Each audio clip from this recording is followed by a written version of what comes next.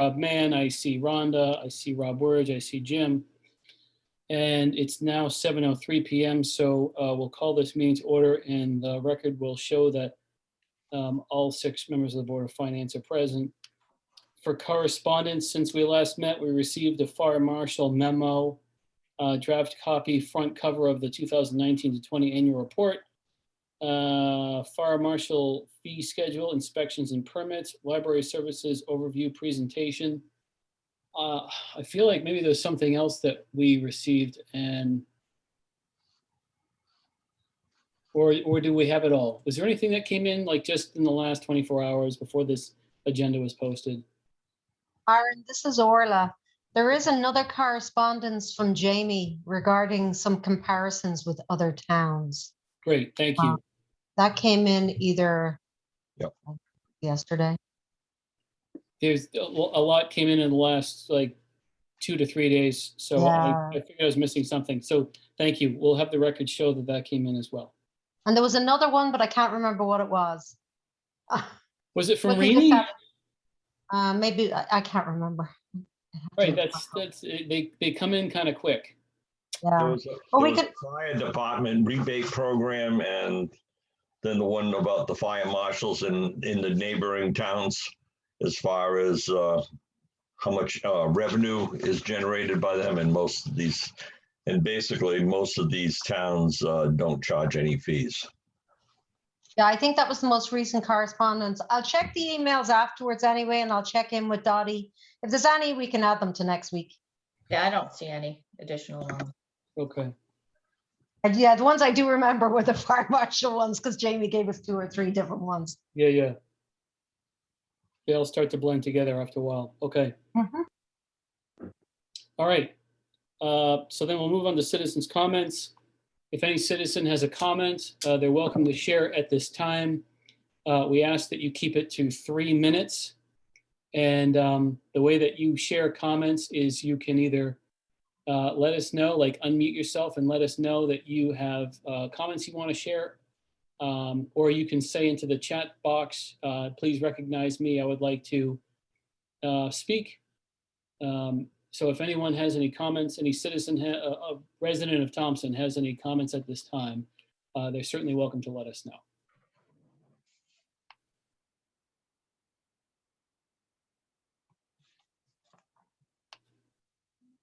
All right. So then we move on to item 4, which is Board of Finance discussion about the proposed cover for the 2019 to 20 annual report. I figured I'd put this on item 4 before the budget workshop, because then we would be discussing this now instead of at 9 p.m. I think Dottie sent around to the 6 of us. It's a proposed cover for the annual report, and it's basically it's the new Thompson logo. I like it. I do too. I like it. I do as well. Consistency, important. Yep, Yeah. looks very nice. I don't know if we need to make a motion and have a vote on this or not, but it's probably better to just use the belt and suspenders approach, which is just to go ahead and make a motion and vote on it. Seems pretty simple. I'll make a motion that we adopt the proposed cover that Dottie sent to us, which prominently features the new Thompson logo as the cover page for our annual report. Is there a second to that? I'll second that. Jim's got the second. All in favor of this motion signify by saying aye.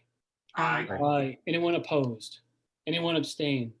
So this one carries 6-0, and so we'll move on to budget workshop. I know when we finished last week, we were on the fire departments. Orla notified me today that I guess there is a fire association meeting going on this evening until what, 8 o'clock or something? Yeah, that's right. And so some of the chiefs, or all of the chiefs, I think. All would of them, be- yeah, All of them would be at that meeting. correct. So we can continue discussing fire departments if we wish, knowing that we wouldn't get any testimony from fire chiefs until 8 o'clock, or we can skip it and come back when they're available. I see Karen? Chief Sharp is. I was on gonna the phone. say, a good portion of the chiefs are here. Oh, they are. I saw Chief John Sharp. I did see Matt Whipple. I saw Ron Great. Fournier. I believe I saw Matt Grauer. Yes. So Chief Grauer. That's great. Maybe they're meeting, maybe they changed their meeting.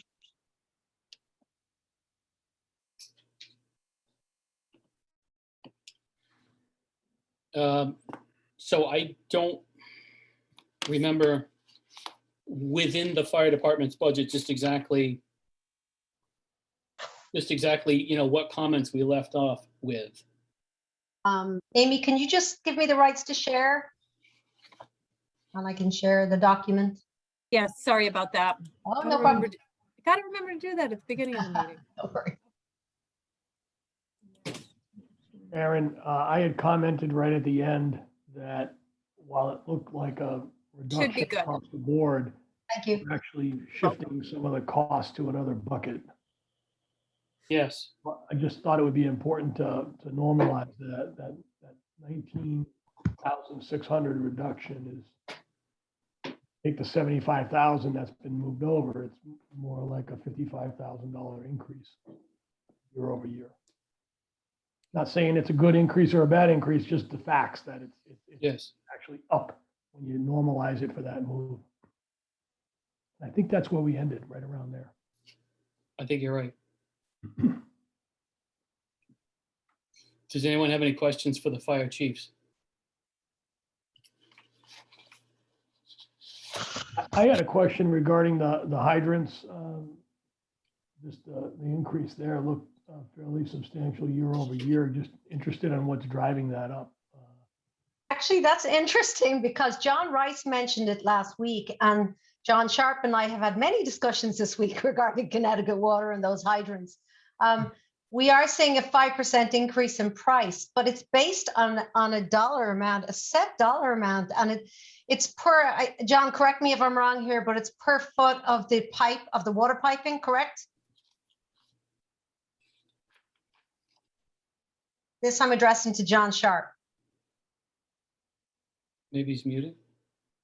That's okay. But I did communicate with, I sent an email out to the representative at Connecticut Water for Amy and I to have a discussion with them and negotiate, because the price that they're proposing is, I actually have the paperwork in front of me, it's $84,000 approximately, which is a little bit less anyway than the 88, but either way, it's not a per usage charge, it's a set fixed amount per month.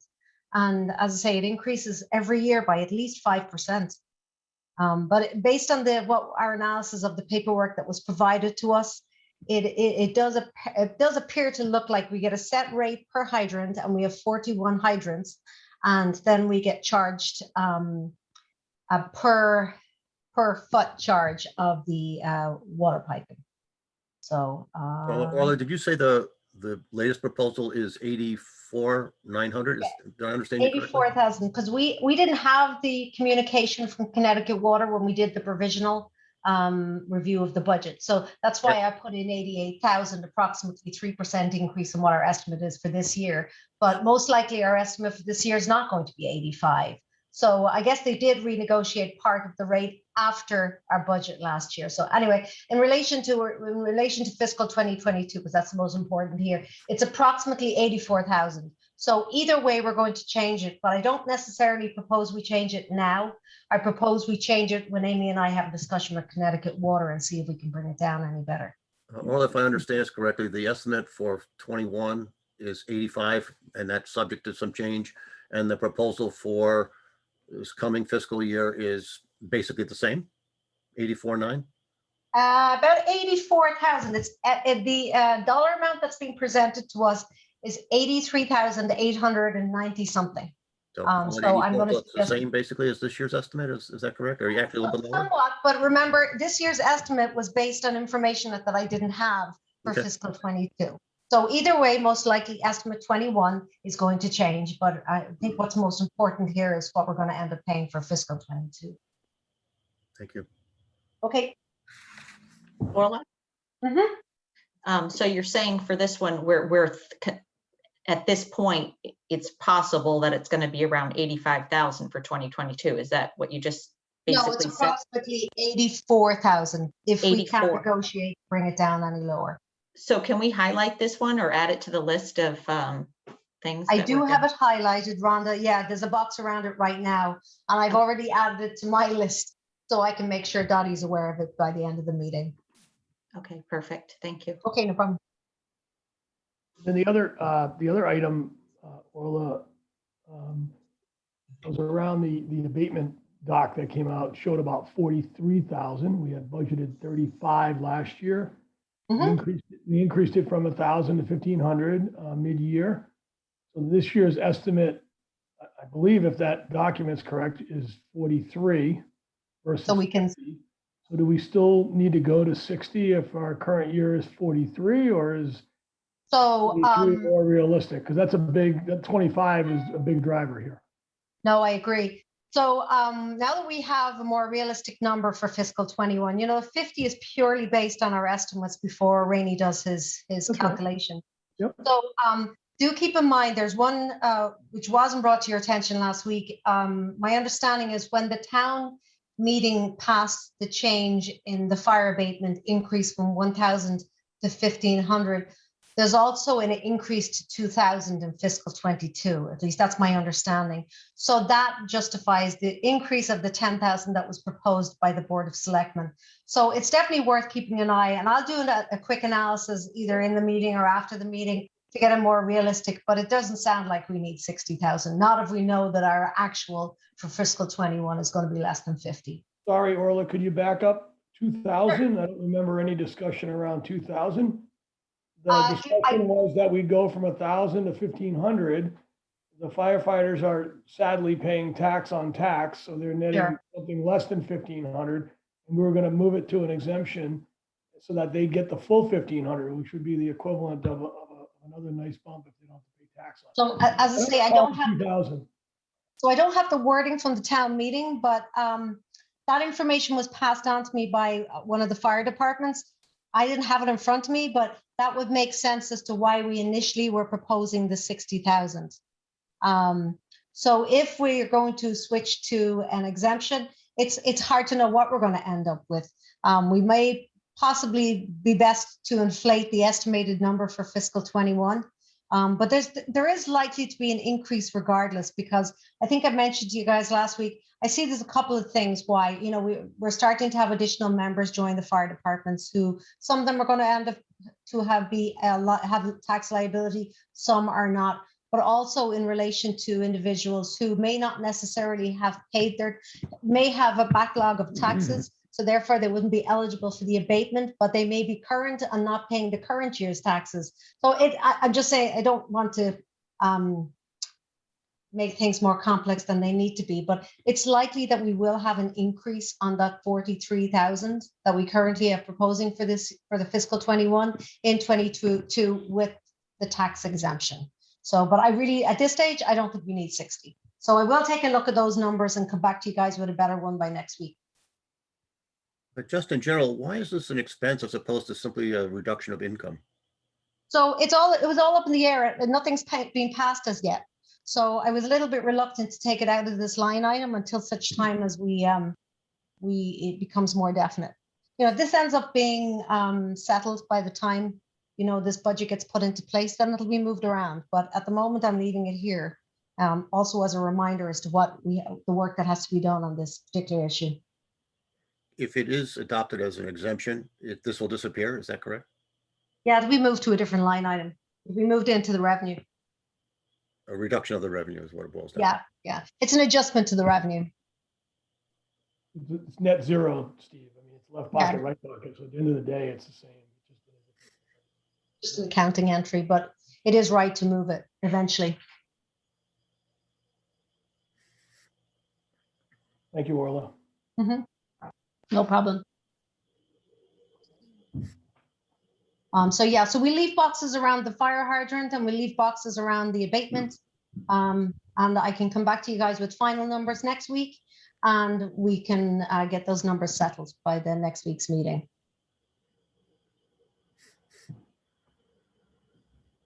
Any questions for the fire marshals, I mean, for the fire chiefs while they're here with us?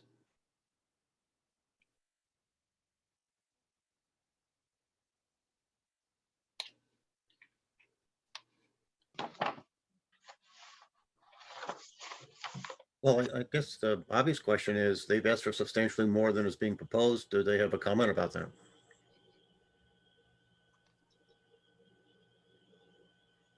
If I may, John Sharp. Go ahead, John. Thank you, Aaron. Obviously, my budgets are a little bit more on a year-to-year basis. I put in for 80,000 on my budget package. My annual cost of running the firehouse for a year is somewhere between 73 to 75. I put in for 80. There's a few updates that we need to do or would like to do. Unfortunately, if it stays at 65, we're not going to be able to do those. So, the other thing that I would like to bring to the board too is for the last few years, we've also been putting in capital expense reports. And we've yet to hear anything in regards to those. I didn't know if those were ever brought to the Board of Finance as well. But, we also, all fire departments put in, capital expense reports for what we believe needs to be itemized over, a 10-year plan. But again, those haven't been brought to light either. I don't know where we stand on that either. I believe I did send the fire department budget to the Board of Finance at the beginning of the budget season, correct? Does anyone remember getting an email? If not, I'll send you the PowerPoint straight after this, but I sent it.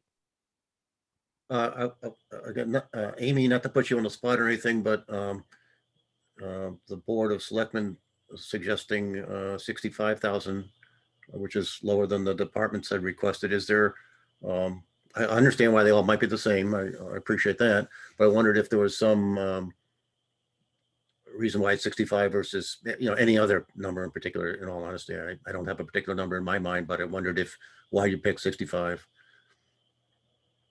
Well, 65, certainly, obviously, we know that the fire departments are, they have a difficult time with achieving their capital goals. However, the funding that we provided last year seems to have adequately equipped them. So we felt a modest increase to continue that increase year after year. How Okay, we just wondered what there was, what the thinking was. I appreciate that very much. nothing more specific than that. Thank you. And honestly, thinking about, again, what the town will bear, et cetera. So. Yeah, it's roughly a 5% increase over the current year. So.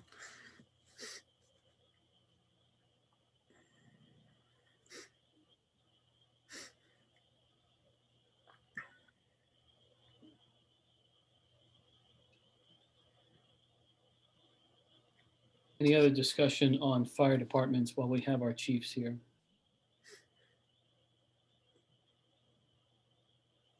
Any other questions for our chiefs while they're with us? I might just ask, it was brought up by Chief Sharp, Orla, and I just don't have it in front of me. In the capital budget, do we have any fire department requests in the capital side? I just don't remember. No, we don't. The only thing we do have is in the transfer fund is the $75,000. Understand that. Okay, thank you. Okay. So the capital requests from the departments are not reflected in the proposal anywhere? No.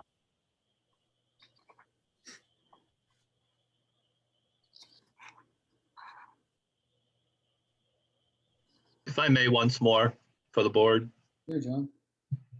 if somebody could explain to me on the ambulance side, the 75,000 transfer fund, how that's going to operate.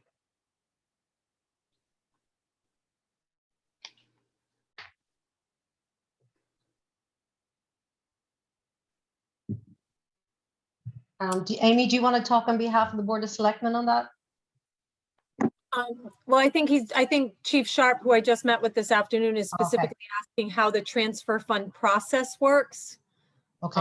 As far as requesting funds. At Oh. least that's what I guess. Correct, correct. Well, typically how it works is the funds are made available to, in this case, it would be community ambulance.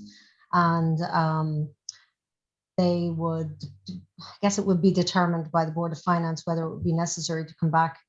But typically the transfer fund enables capital improvement projects. So for example, if you knew you had to spend 25,000 on X, you would come to the Board of Selectmen, or sorry, Board of Finance, bring it to their attention, and we would pay those bills directly, as opposed to, say, reimbursing you, or as opposed to the community ambulance paying them.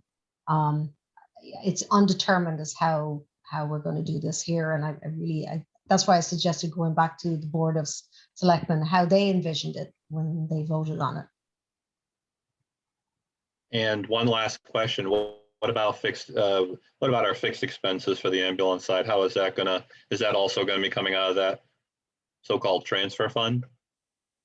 As I say, that's not determined at the moment.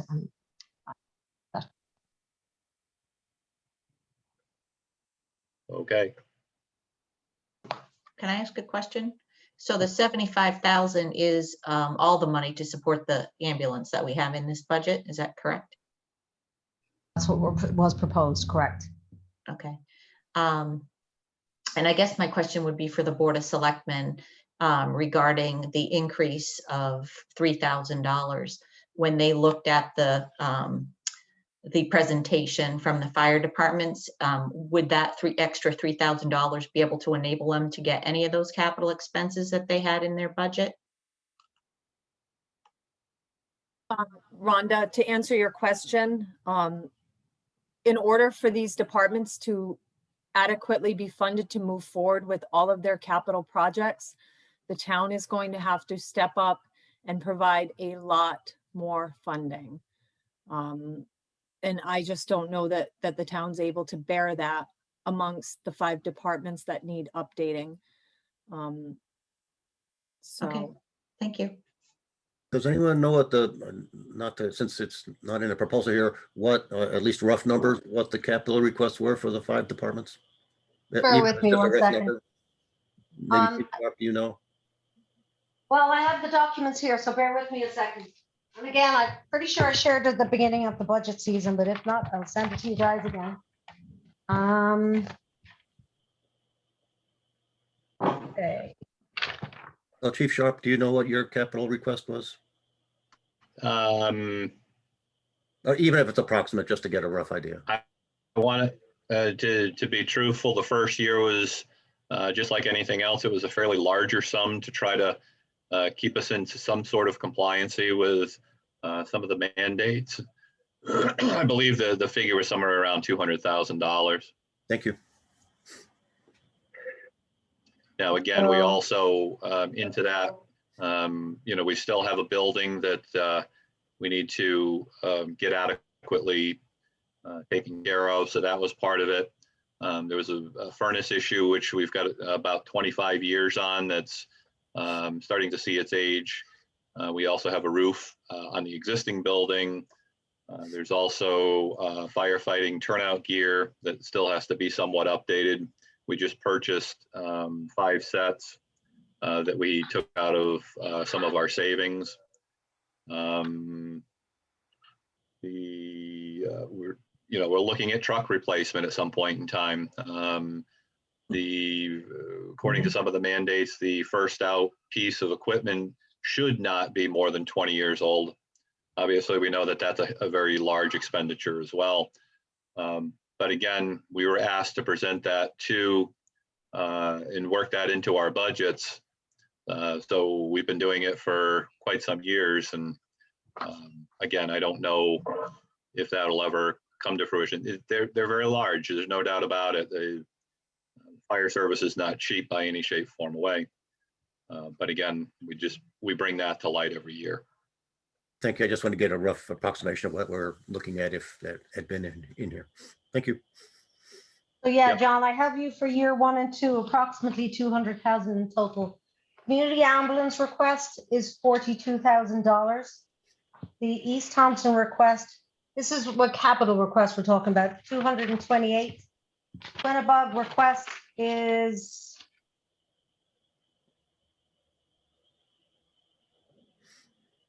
$130, and Thompson Hill, Sorry, all of it, that 30 or 330? 130, 130, and thank then you. Thompson Hill is 361. So we're looking at $1 million, rough. They're the assets. Oh, I'm sorry, I left out West Thompson.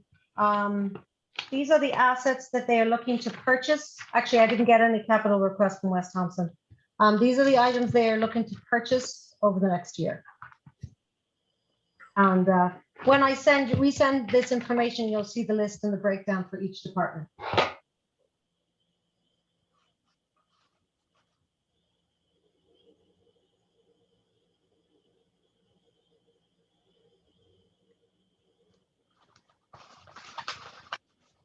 So the capital tends to vary. This is Rob Wurge. Is there an explanation why the operating budgets are nearly identical? Rob, were you asking me that? I'm asking the chiefs, I guess, starting with Okay. Chief Sharp. I understand the capital needs could vary based on the needs and age of the equipment. Correct. Seems rather peculiar to me that all of the operating budgets are pegged at the same amount when their territories and the things they do and service are all very different. Why would they all be so close, 48, 55, 62? They keep marching exactly the same. Just curious I as to believe why. you're looking at the actual that was allocated per year, 48, 55, and 62. My presentation was just around 80,000. Again, for the past 3 or 4 years, my operating costs were somewhere between 73 to 75. Doing a little bit of improvement to in-house whatever, I'm looking at 80,000 as a request. I can't speak for the other chiefs as far as on theirs, as far as how they came up with their figures. I can't answer that for you, Rob. Rob, I know in the past, must have been different from the departments, but the budget has been to be uniform across all 5 of the companies. The right or wrong, that's a different question, but that's why the past years are all identical. We funded them equally. Rob, too, over the past couple of years, the fire departments have all looked at different options, the Woodstock option, this option, that option, to see how to operate this a little bit more efficiently or smoothly between the departments and share on different things. So I'm not exactly sure where we are with that, but it's been addressed.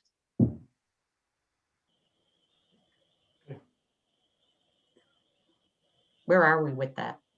Do you know, Mr. Sharp? If I may, we were going to have our fire advisory committee meeting this evening, but because of the budget meeting and fire departments coming up in the budget, I believe that's been postponed.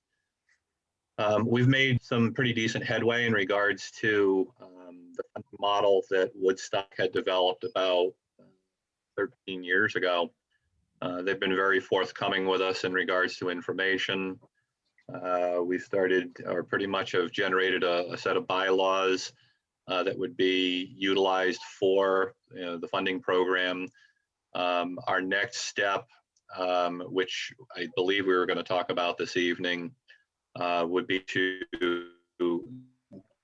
get the representatives from Woods Fire Departments and try to develop a very informative meeting where all organizations can come together and kind of put some of the a little more detail into it as far as how it's all going to technically be laid out.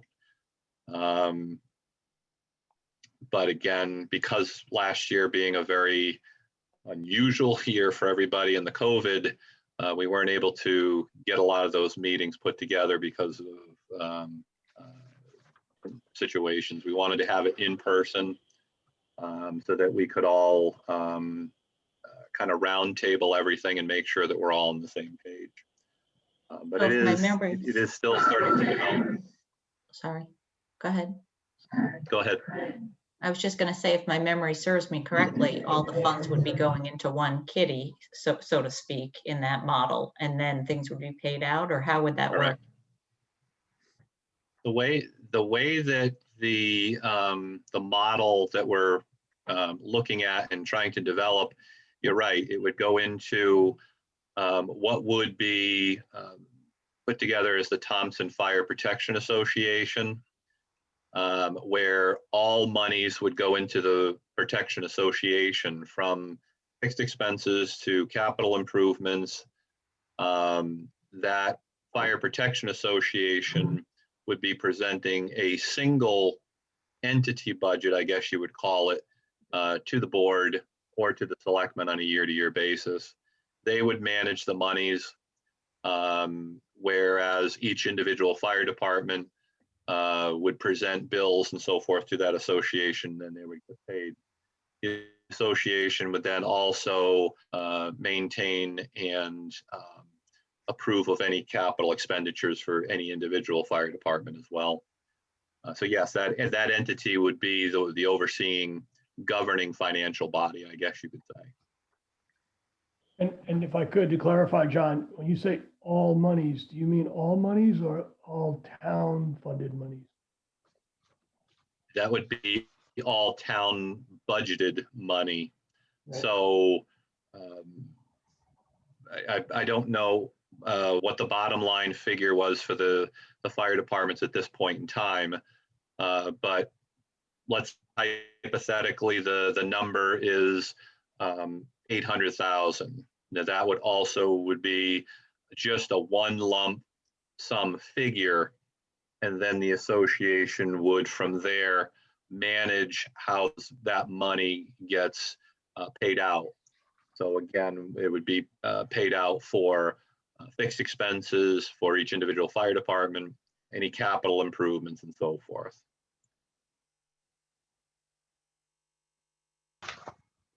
And I believe the way that the Woodstock program works is, instead of coming down onto the, Orla, if you could just bump up to the individual line items for the fire department.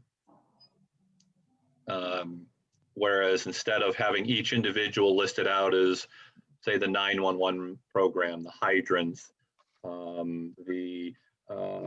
the grant money that each fire department gets, the mandated OSHA testing, the fire insurance, instead of having that all broken out as we do now, the way that the Woodstock system, and again, this is entirely up to the town of Thompson how they want to do it, but there would be just one objective or sub-line which states Thompson Fire Protection Association for a single dollar amount, I guess is, but again, that can be tailored as well, depending on how the town wants to do that. We haven't gotten into that detail yet, but Woodstock just uses it as one single line for the Woodstock Fire Protection Association with a lump sum dollar amount.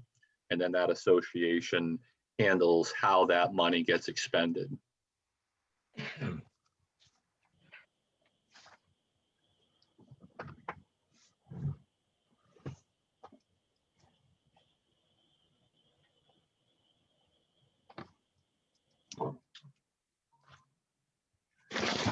Bob Mann, Board of Finance. I guess I have a simple question about how that fire association works. Would grant money also go through the fire association? Would fundraising money, would it all be kittied, or would it still end up being individual for each department? I know this is kind of outside of our agenda here because we're in budget workshop, but how does that work out? to the best of my knowledge, the way that the monies, if individual fire departments do their own fundraising, that's for their own individual departments. That would stay for the individual departments. When it comes to, we'll call it the grant money that that we see here in our budget, or the grants, special fire and ambulance, that's basically where the money would get dispersed amongst all five. If an individual fire department wants to do a fundraiser for their own individual benefit, that would stay within the individual fire department. That would not get dispersed out.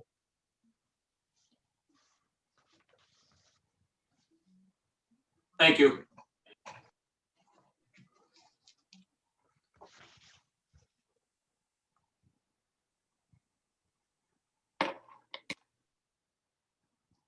Any other discussion on fire departments?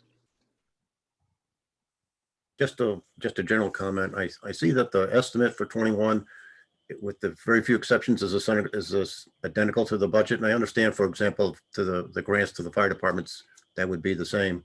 But are the other ones actually estimates for 21, or have we just used the budget number? Like I see consulting. I know a couple of years ago we had a consultant and spent some money on that, but for $5,000, and we budgeted 5,000 for the current year. Do we actually expect to spend that? And just curious as to whether the FY21 estimate is a plug-in number or a real estimate. Steve, it's not consulting. It's a special services software, and it's an approximate dollar amount of $5,000. The others depend. The estimate is a moving target. It's a lot easier to do that when you've got a department head running each department. A little bit harder to do it on the fire department side of things, because there isn't exactly a head of department. So yeah, in many cases, it's coming straight from the budget numbers. Okay.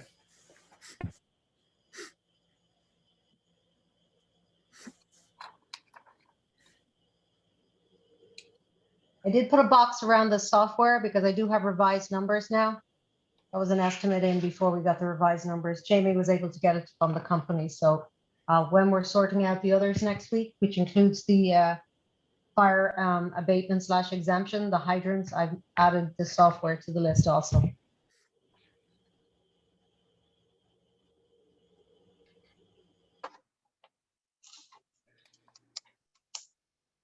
Any other discussion on fire departments?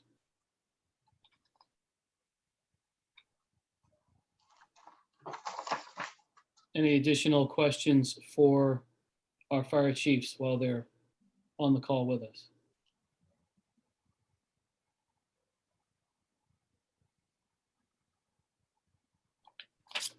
All right, hearing none. Thank you, chiefs. Hearing none, we'll move on to emergency management. Looks pretty quiet there. Unless anybody has any comments, I'll move on to security.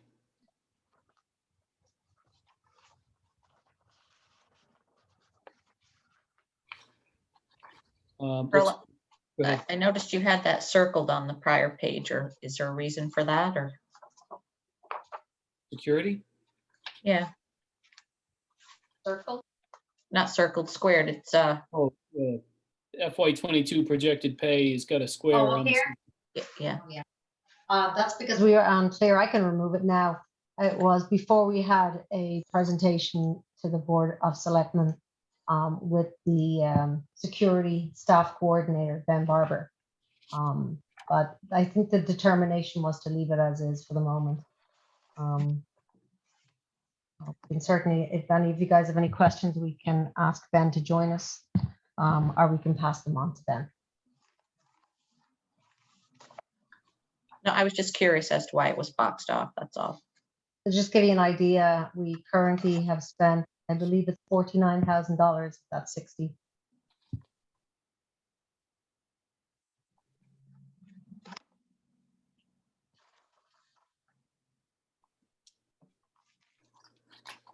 Any other comments or questions about security? All right, we'll move on to canine control operation. We do have John Smith on the call. She's our new animal control officer. Did you have any questions?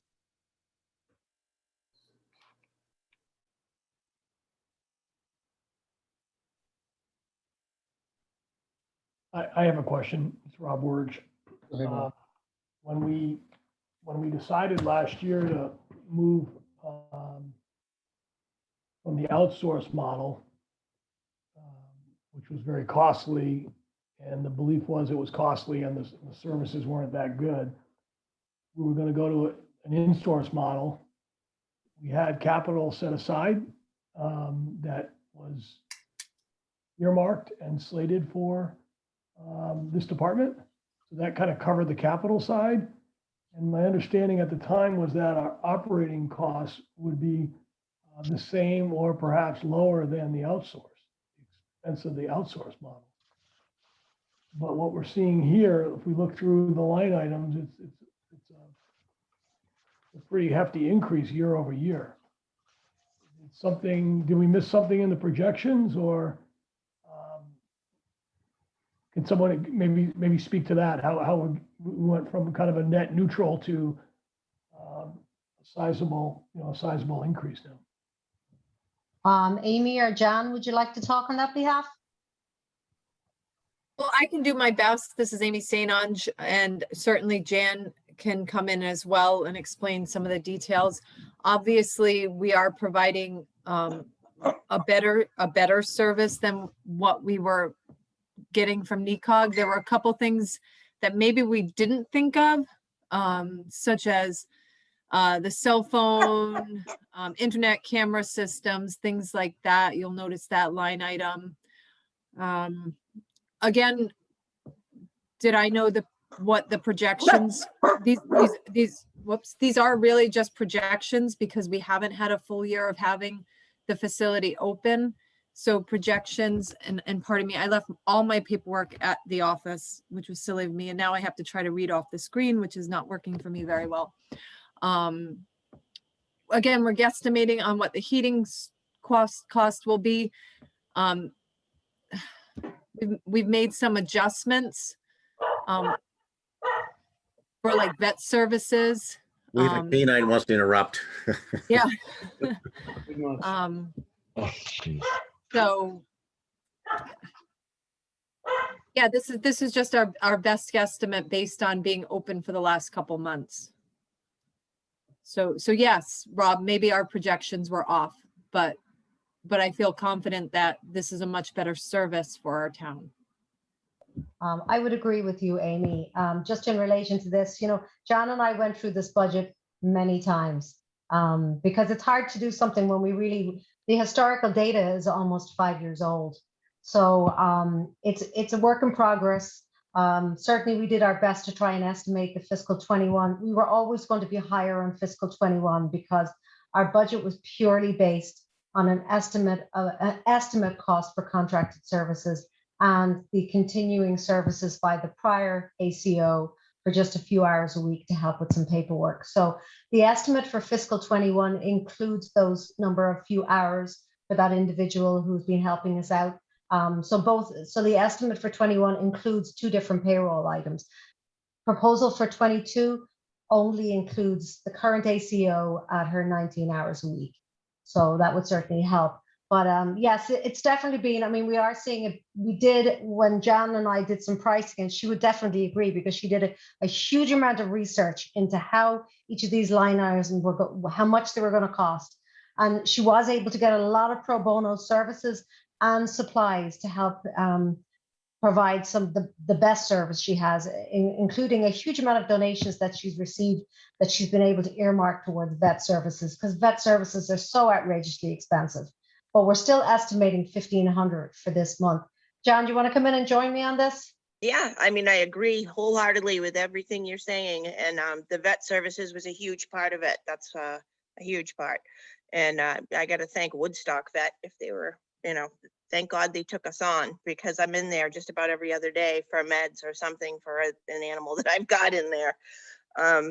I don't think it's going to be this bad for 22 and going forward. Once we take care of some of the things that need to be done at the pound, it's a one-time cost and the maintenance just wasn't there.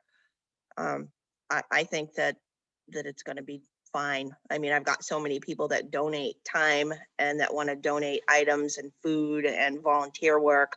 I don't see any reason why it shouldn't work. You know, everybody seems to be very happy with the services, even unfortunately the people's dogs I have to take out of their home to quarantine, which I'm currently doing now for rabies. But people are pretty happy with the services. So I think we can make it work. And as soon as we replace some of the items that are faulty down there and get that cost out of the way with the proper maintenance, I don't see it being that bad money-wise. Can I ask a question, Orla? Sure. So the contracted services on line 44, that was what we were paying for NECOG, is that correct? Well, that's not what we were paying. We put in an estimate. We were trying to keep our dollar amount low on this budget for fiscal 2021. The actual contracted amount that they wanted to charge us was a heck of a lot more than 18,000. Their per capita rate was almost 30,000, if I remember correctly. So my question was, when we actually looked at this last year, they might be coming in right at what we were going to have to pay NECOG anyway. Am I correct in that? Yeah. I think, yes, I would agree, not entirely. So for example, if you look at what we're estimating, 36,000, if we paid NECOG, we would have been paying about 30,000, but we wouldn't be getting what we're getting from Jan. She's done an exceptional job of revamping that pound and getting the service up and running. And, you know, Mary was exceptional in what she did, but having that break and having to take on the services from NECOG created that break for us. And in a very short space of time, Jan has been able to get that service going and get the communication going and getting the word out in the street that we are revamped and we are ready to accept animals. And I got to hand it to her. She's done a really good job in that respect. So, you know, we're definitely getting more than what we would get. And we're getting a very personal care with somebody who lives locally and does an exceptional job. So yes, you're right. It is a little bit more, but I think it's a little bit, yeah, it's probably, in reality, it's not as big of a gap as it could have. What I'm saying is, had we moved forward with the contract, we still would have had an increase here in this line item. We would have, yeah. And their per capita rate pretty much increases every year anyway, too. But Orla, that's not how I remember it. The way I remember, we had those higher numbers from NECOG, but we were not paying that. No, we never did. Nor would we have paid that this year. So I hear you, Rhonda, but I think we are seeing an increase over what the projection would be. And that questioning for Jan and Orla, it's not about any criticism of the services. No, I agree. Happy, but I think I know what you're asking, Rob. And I think I support you, Orla, but I think that we need to, maybe think about the animal control fund that we had, and could that help offset, the next, this year, next year, and the next couple of years as we get this off the ground, right? That money's earmarked for this. So how much is left in that fund, Orla, today? So we appropriated 20,000, just so you know, and we've spent a little bit less than 15,000 on that. I know when Jan came to the Board of Selectmen, there's a number of different projects that she wants to work with, some smaller capital improvement projects. So the bottom line is this $20,000 will be gone by the end of June. But we started with 73, we allocated 20, so we've got 53,000 in the fund. We always increase the fund based on our licenses. We're coming into licenses season. So we'll see it increasing over the next few months again. And we always get a portion of that associated towards the fund. But a couple of things to keep in mind, Rob. NECOG did us a huge favor when we had to stop the services at the Thompson Pound. They were willing to work with us on a temporary basis, on a per case basis, but they were getting to the stage where they weren't willing to do that anymore. So I think if we had not, and I think Amy would agree with this, if we had not approached them and said, listen, we're ready to take on somebody new, we're going to hire a person who's going to be located in our town, they would have insisted on the contract, which I believe for fiscal 21 was 29,000 and change. But Rob Mann, Board of Finance. I also have a comment / kind of question. We would have also had to forfeit that capital expense account to NECOG. Am I correct? If we did not have our own animal control officer facility. I did hear that from somebody. I never confirmed it for sure, Rob, but I did hear somebody say that at one stage.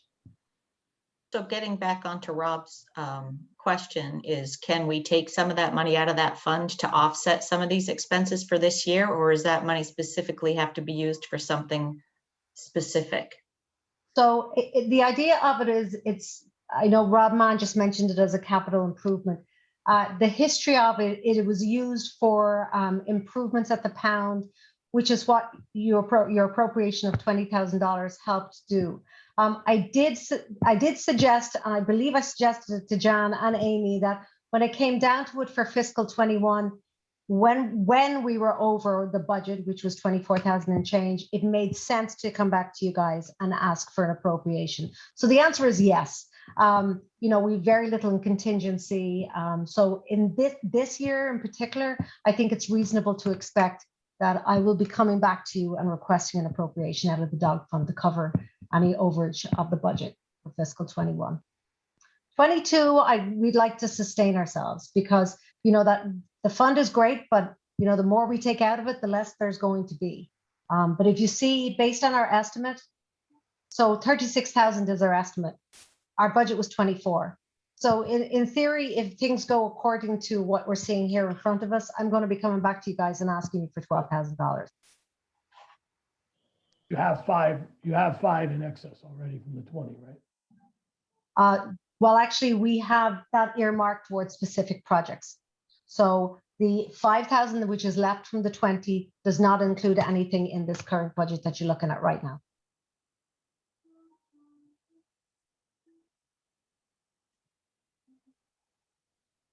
Seems like we were, to Rob's point, a little misled on what was going to happen in 21. Well, not necessarily. I think, and it was clear that it was unclear to all concerned as to how much it was going to cost us to operate the pound. We didn't have any internet connectivity there, so that's costing us $1,375 to enable us to, John has a computer there now. She processes all of the monthly reports to the state via that. We didn't have any internet access there. We didn't have toilet facilities. We put something in there. There has been some savings in the travel area because Amy was able to earmark the van that we purchased a number of years ago towards, John has now retrofit the van to enable her to travel with dogs. So she doesn't have the need for reimbursement for travel. So there's savings in some areas and there's gains in others.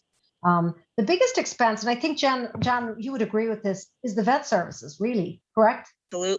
Absolutely. It's the vet services. And that's why I was thanking Woodstock, because they're cutting, even with the surgeries that I'm getting done there, they're cutting the bill a lot for us to get things done there. So they're really good as far as medication, surgeries. If I have an emergency, I go right in. They're not charging at all what a normal client would go in and pay. So they're working with us, knowing that we're a shelter, knowing that they need to cut costs down for us to be able to keep saving the animals. And they're really good about it over there at Woodstock. But that was the biggest concern of mine, was the vet bills. They are extremely expensive. And unfortunately at the dog pound, you don't always get happy, healthy animals. Usually you're going to get the sick, the injured, the unwanted, the ones that need the care. That's why I'm thinking about fundraisers and other things that I can do coming up this spring when the weather starts getting nice like it is now, to try to build up that fund more so we can always have money to help the animals that really need it. That's the biggest concern for me, is the vet. And plus you've got Bolton. I've been to Bolton at 12:30 at night with a very sick animal that had to be euthanized. You can't just let it sit there overnight and suffer. That was a big bill that had to be paid. I couldn't wait for the vet to open. You've got to move on things like that. And unfortunately, the vet bills, it's a pretty highlighted area as far as my budget's concerned. It's a big one.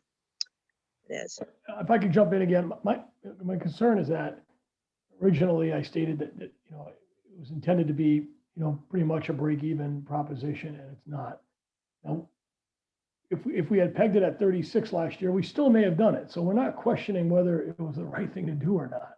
But we didn't just miss the 1,500 in vet services. We missed from line 47 to line 54. We missed 95, almost $10,000 of expenses. We didn't miss one, oh, we forgot about, the vet, or we forgot about the cameras. I mean, we missed heating, electric, all of it. And that, we got to do better in the future. If we take on new things like this, our projections need to be tighter. This is Amy St. Onge again. And I think if I'm looking back to this, we knew we wanted to bring the animal control program back to Thompson. Last year, the pandemic hit. And if you recall, we were under the gun to pass a flat budget. And we said, we want to kick this program off. And in some ways, maybe we were foolish in saying we can do it for 24,000. We can make it work, was our thought, because we knew that we had the 60 some odd thousand. Wasn't it 60,000, Orla, in the dog fund? It was 60 something back then. But we've only used, because we thought, oh, well, we can lean on that, but we haven't touched that fund except for to make repairs to the building. So what we thought could help pull us through until we could get the program up and running, and then we could set better objectives. We really put that number on so that we could keep the budget flat. We didn't spend the time that we needed, and yes, it's was irresponsible on our part. I will admit. We thought we can make this work, and we probably should have spent more time projecting numbers better. So the other thing is we're actually just, in addition to animals, in addition to dogs, John will give you an idea of, she's also accepting other animals too, and she's getting additional certifications on other types of animal control. Correct, John? Yes, actually, I just finished a course, NUCO, for the Department of Environmental, Energy and Protection, so I can be a wildlife nuisance operator in the state and in the town of Thompson. So when somebody has an issue, if they hit a deer in the road, if there's a rabid coyote or a raccoon in somebody's garage, something like that, I'll be able to, with the proper gun license, which I've obtained and I'm waiting for right now to come through, to handle those things. So you won't have to call the troop, pull them off a domestic case to come in and, dispatch an animal in the road when they can call animal control, and I can handle the wildlife. So you won't have to worry about any of that either, because it'll be encompassed within my position. So not just domestics, but also wildlife. And I've been handling some cats, not on sick and injured as the law states, but I'm handling everything basically. And as soon as this license comes through, it'll be the wildlife as well. So we've definitely services. Can I make a comment? This is Suzanne. Go ahead, Suzanne. And this is something that I have been very strongly in favor of, reopening the dog pound. And as Amy said, we weren't 100% sure of what it would take until we got in there and Jan started to work and to get this up and running. I have a question for Orla. Orla, how much is taken in that is accessible to the animal control officer each year from the licenses and fees and things like that? See if I can access that information. I recall it's $1 per dog license. Yes, and I don't think that maybe we have not considered that factor when talking about the dog fund. Well, I did mention that it increased on an annual basis when we collect the licenses, but and I've increased the impound fee. I don't know that's if true. Right. Yeah, I've right. increased the impound fee and then the nightly charge. Like for an animal I've got right now, your main quarantine, I'm quarantining your animal for 10 days. I'm charging you $20 for an impound fee flat. Every other night after that, it's going to be 15, which I believe it used to be 12, I think.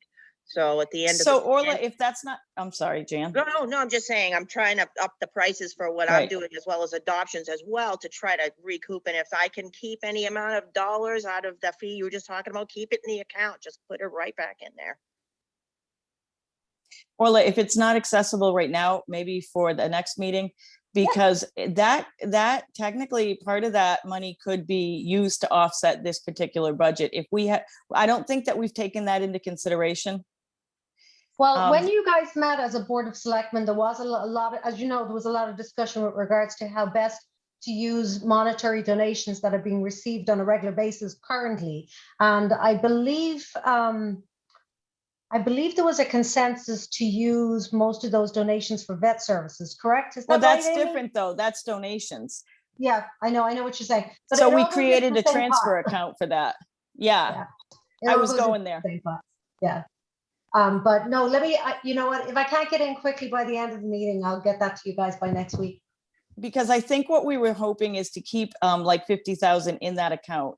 And that is for any large vet bills kind of thing. And we did create a transfer account for donations, which you had taken out of the dog fund, that Jan could use at her discretion. Correct. Yeah, so, and what was in that account? Was it It was 5,000 24. or, oh, was it that low? Oh, gosh, let me see. Amy or John, do you remember? I thought I had it with me, but I don't. I don't know what it was. I know that you were discussing doing it. I don't have the amount.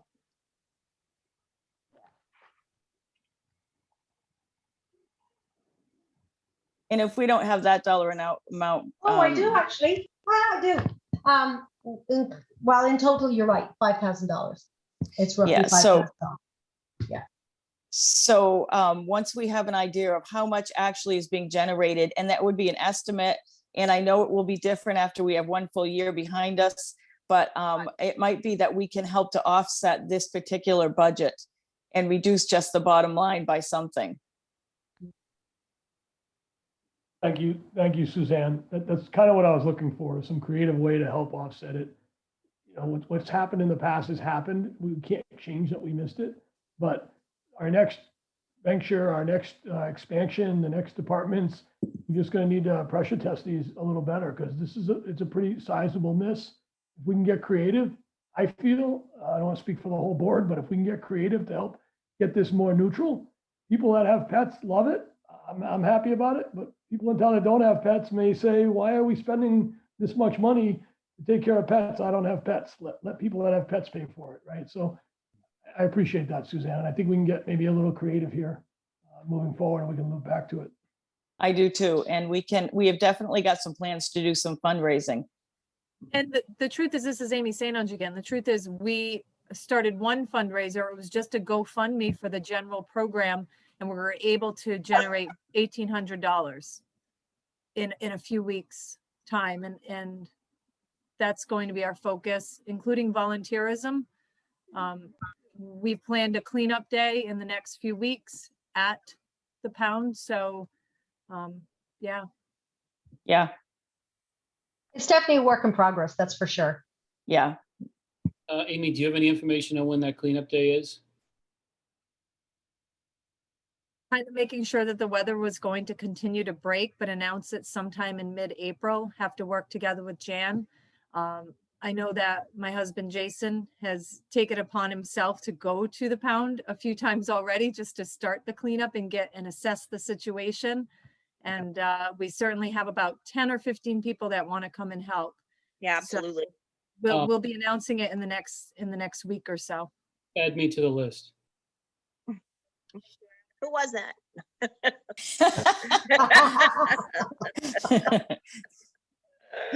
Thank you, Erin.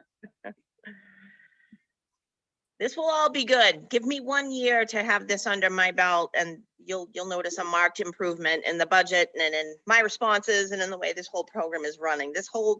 The business side of this is new to me. I'm an ACO, an animal person, not a finance person, but I'm catching on. I'm learning how to handle all of this, and give me the time. I'll prove it. I'll prove it to you guys. It's going to be good. So at the risk of asking a question that may be redundant, we kind of started moving this conversation in the direction of being creative to sort of mitigate the severity of the increase.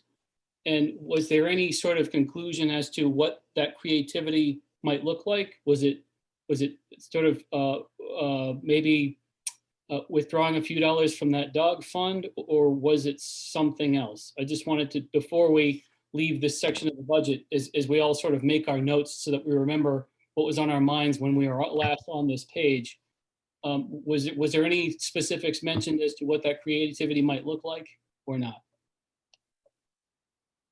I think it was taking money from that budget, from that account for the budget, and also fundraisers. Okay. Aaron, what I would like to see is 50,000 left in the dog fund, and I think I heard there's 53 in there now.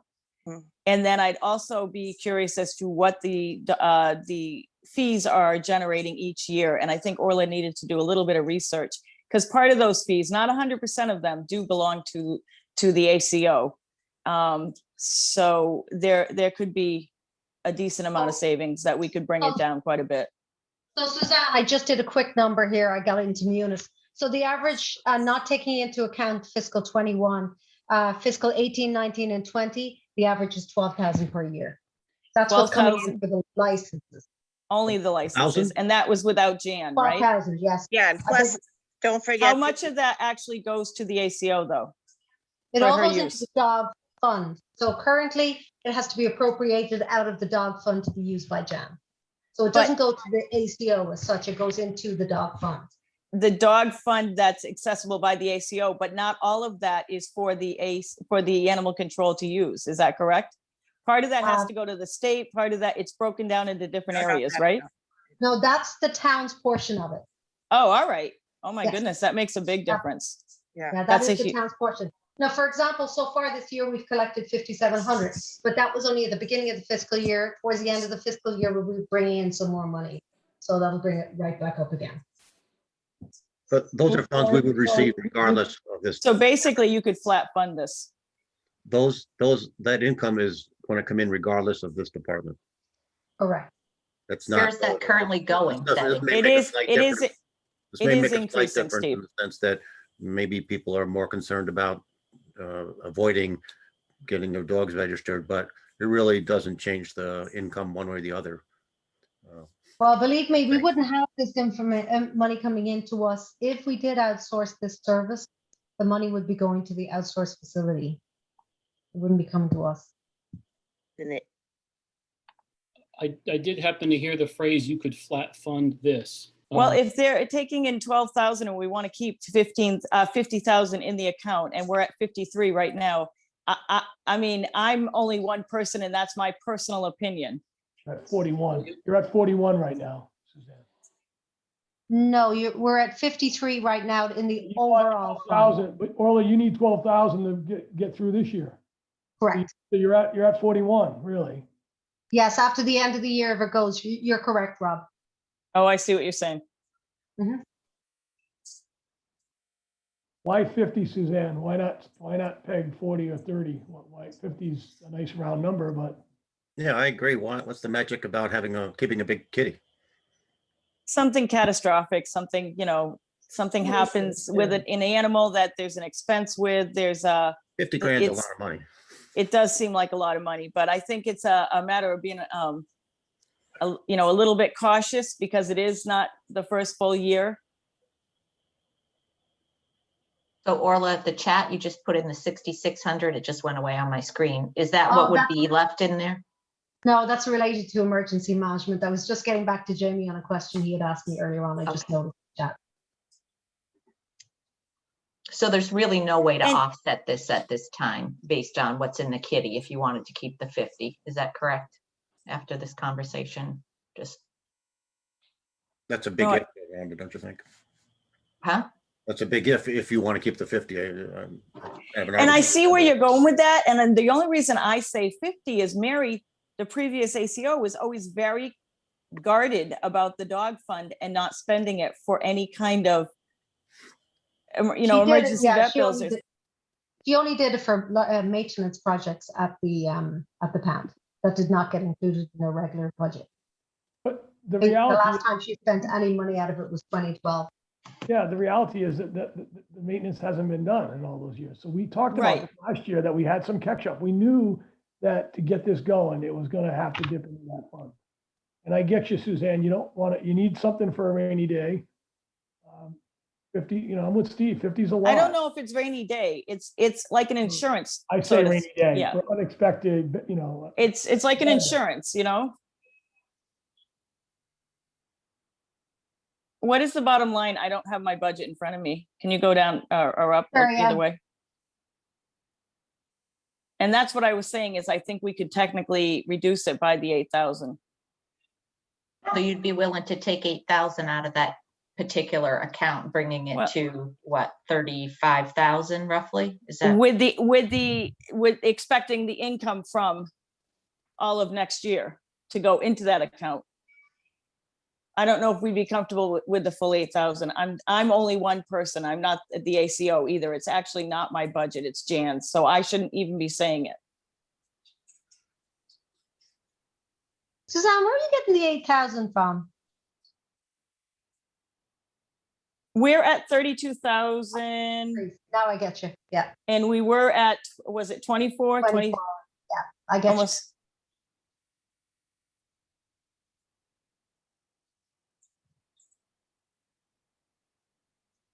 I guess, you know, that's up to you guys, the Board of Finance.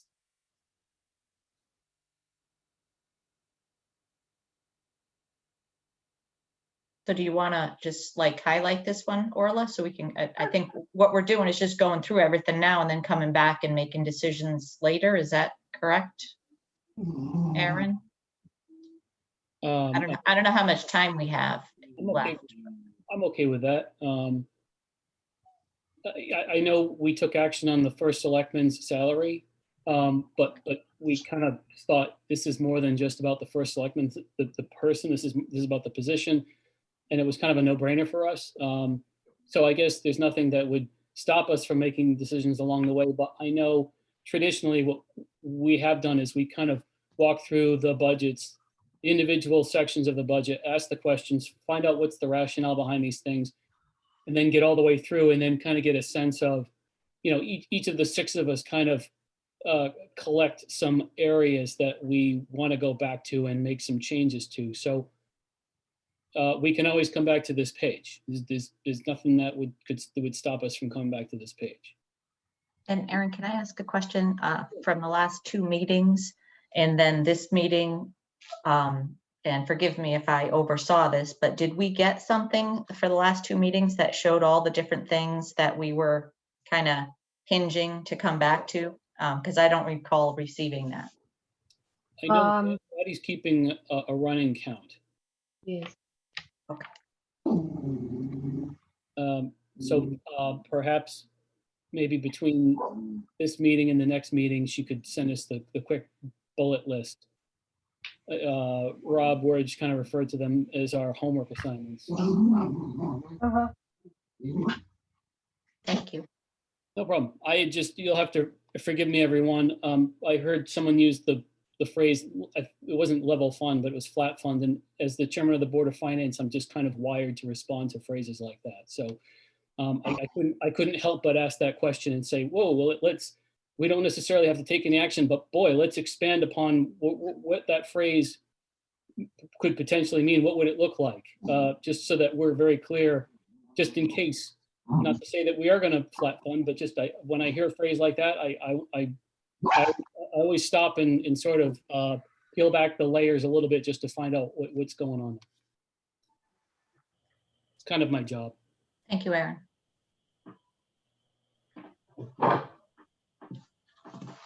Any other One discussion? silly can I ask one silly question? What is dog damages?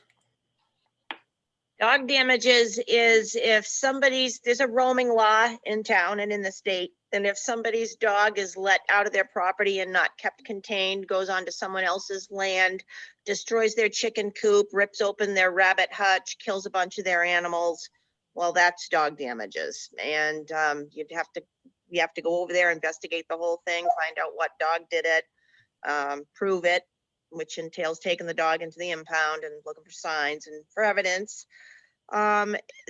You have to get a person out there to give an estimate, a third party that's not involved. And if it's over $100, the town would have to help the person get their things fixed up and done, and then we get reimbursed by the state.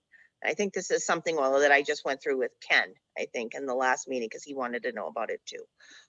So it's basically damages that dogs do to livestock that are owned by others or destruction of their property. And that's what that's for. So the town is liable to actually help people out if the damage is $100 or over $100 worth of damage. And then that person would either pay us back, or you could put a lien on the people if you needed to do so, but usually that doesn't have to happen. The state in turn takes all the reports from myself and from the state ACOI report too, and they pay back the municipalities that way. So this is really a net cost of zero. Am I understanding you correctly? At the end of the day, we get Basically. reimbursed either by the offender or For the, someone else. for the state, yeah, basically, yeah. But we would have to step in and help someone if they couldn't get it done and the damage was over that amount of money, $100. The town has to help the people get things done. Well, why is that Okay. expense for the town? I don't want It to. is, and until we report everything to the state, and then we would get reimbursed that way. So in the end, eventually, if it doesn't come from the perpetrator, then it comes from the state. So, Not from the town. So why would we budget to spend it? I'm not. so for accounting purposes, we are going to record that as miscellaneous coming into the general fund. Okay. So it would end up being a wash essentially, but it would be in two different locations. So do we have an income for this $500 somewhere? We have a line item for miscellaneous income. Which So- includes- We have the Okay. 500 in there for that, but I don't think we have miscellaneous. I don't believe I do. I can add Well, I that. do have a miscellaneous income line, John, which is in a separate part of the budget. Oh, So okay. Well, there you that's where go. the money would go in. Okay. Yeah, and that's actually a lot. It doesn't happen a lot. Usually when this happens, it's a neighbor, they know the people, they might not be happy, but I usually can help to facilitate be the conduit between the two people to get them calm enough to talk to each other, to work it out on their own. It's happened multiple times since I've been doing this job. I usually can get people to pay back, work something out with their neighbor where they don't have to go through all of that and to come to the town for help. It has happened once in the last 5 times I've investigated it. So that money will probably just sit.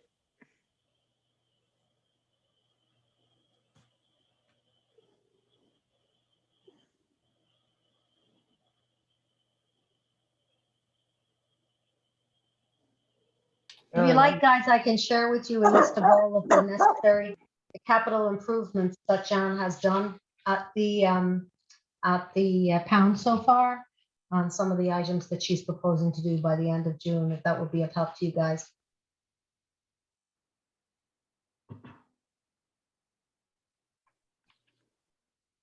It'd be great. Okay, send it over. That's all. Aaron, it's Rob. I had a recommendation. Maybe the other board members could chime in if they support it or think it's a decent idea. A number of these departments have revenue coming in that doesn't show on the revenue line. We talked about this last week with EDC now. It's in this special fund and the money, the income that the rec department brings in. We have income coming in through the canine control operation.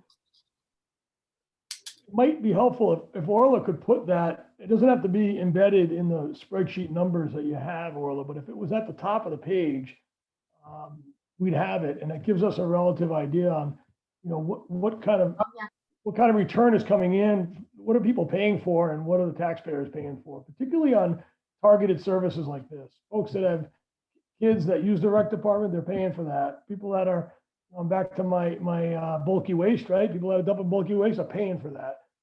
If that number's on the budgets, I don't know, I'd find it helpful because we seem to ask it on almost all the departments that have this separate bucket of income. Sure, I will do so. I'll add them for next week Well, for each of the I departments. think it's a good idea. If I'm the only one that sees value in it, then I wouldn't do it. But if the other 5 would appreciate that too, then we should consider doing it. Rob, I think that's a great idea. Oh, I'm sorry. Yeah, I think It'll save time too. Absolutely. I think it's a great idea. Thank you, Rob. Well, I like it too, and the reason I like it is because sometimes it helps us to, ask the question is, where's this revenue coming from? What are people paying for? Are we charging enough? Because that was kind of the bulky waste conversation. What, like, whoa, are we charging enough? And sometimes the decision to charge is not in our hands. Like I think last year we were talking about, was it the fee for having a transfer station permit, and that's set by a different board or commission. But at least we were able to send the message over to that other board or commission. Hey, could you do us a favor? It feels like, based on our analysis, maybe we're not charging enough for this service.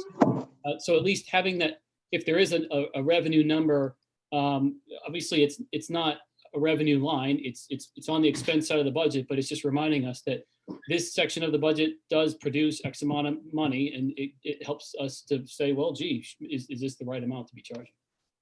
Rob, man, I agree. It gives you a balance of what's going on when you just review things.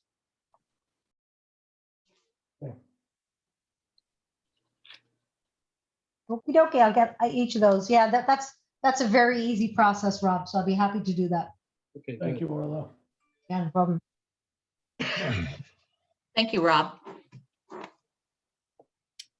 And just also, before we jump off, Kane, just to thank you to Jan. I've not met you, Jan, and you got put right into the fire here tonight. I think many of us really appreciate what you're doing. So please don't leave thinking all these questions are, we don't support animal control. I think we do. We just want to find the best way to make it work for the town. I certainly want to find that best way. I agree. And I want to concur with that. We don't want to, this has no reflection on Jan in any way, shape, or form. Yeah, just having worked with Rob Words for the last 18 months or so, I can say with confidence that if any part of the budget, whether it was canine control or other, had sort of walked a story similar to this, he would have said, let's talk about it. So it's not about the program, it's about the numbers.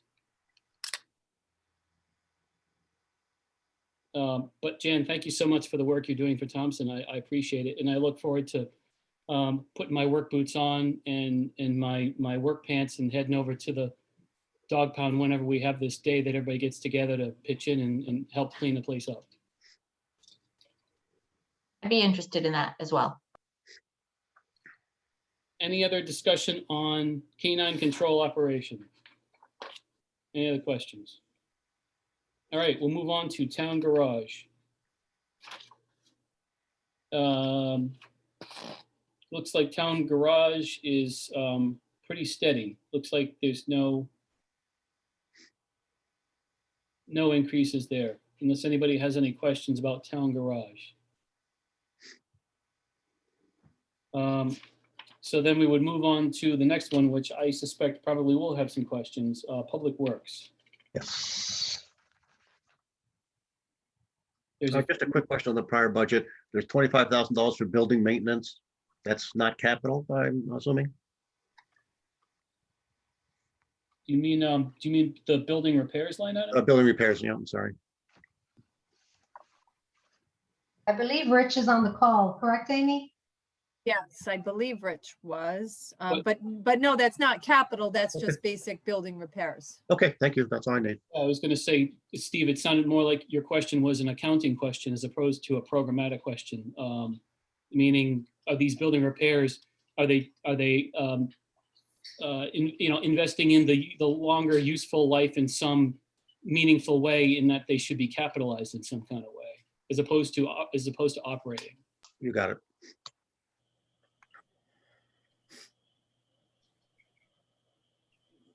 Okay, I'll move on. So Okay, next one is Public Works. the public work. Yeah. So I'll just leave it on the top items first. If anybody has any questions, and just give me a holler and I'll move it down.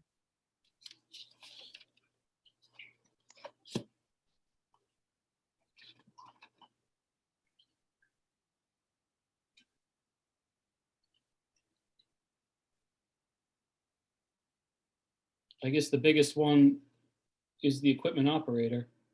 Was this part of the conversation about shifting duties out of the town hall? Is this related to that in any way because it's brand new, or is this a whole different ball of wax?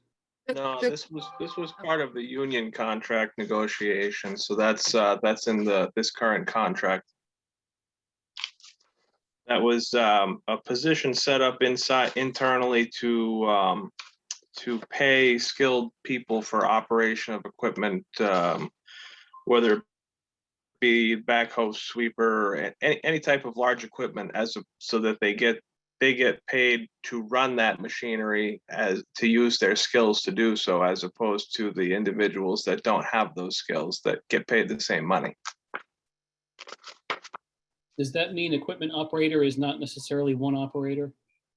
I believe the way that we were budgeting it was for 2 people per day for the year, and that it would balance itself out as certain days there might be 3 or 4 operators and other days there would be 0. Obviously during the winter months, there would be very limited operation of equipment, so that would balance off the construction season, where if we had somebody out running a backhoe doing a drainage job and somebody was in another piece of the loader on the drainage job, and then I had somebody out mowing roadside, that would signify 3 operators, versus in the winter time when they're plowing snow, mostly doing busy work. If we're doing tree work, you might have an operator running the bucket truck and everybody else is just a laborer. So you would only be giving that stipend to one individual. So this is Rob Works. Rich, so if I follow you correctly, it's the same, call it 9 people. They're paid different, the same people are paid differently depending on the actual work they're doing at that particular time. Correct. So does this have anything to do with the highway maintainer line item going down? No, I believe that line item went down due to moving funds that would be for, I don't remember. Hold Looks on. like you added an equipment operator Let me get to and that line reduced item. the highway maintainer. Rich, Highway this is Amy Sainage. I think the way Orla did the work is that she moved 2 of the maintainers into equipment operator positions. Is that correct? Yeah, that's right. That's correct. Okay. That's why it looks like the maintainer's position went down because of the way that she moved them. I just noticed, you go up 108 in one line, you go down 94 in another line, and the director of public works says we're compensating people based on the actual work that they're doing, as opposed to just everybody getting paid the same, so to speak. Not that they're all getting paid, but just using general terms, paying people for what they're doing. I just figured that these 2 line items, there must be some relationship between the 2. Yeah, I wasn't aware of how that went into the budget proposal. I hadn't seen that as of yet.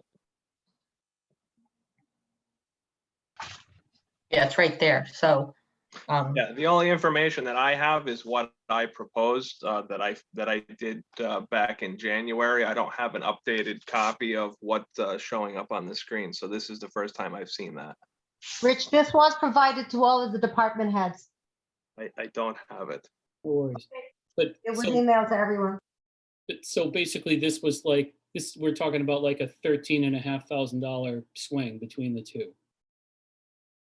You go down 94, basically almost 95 on one, and then you go up 108 on the other. So at least that kind of tells us the true net cost to doing what it is that Rich is talking about is basically 13 and change.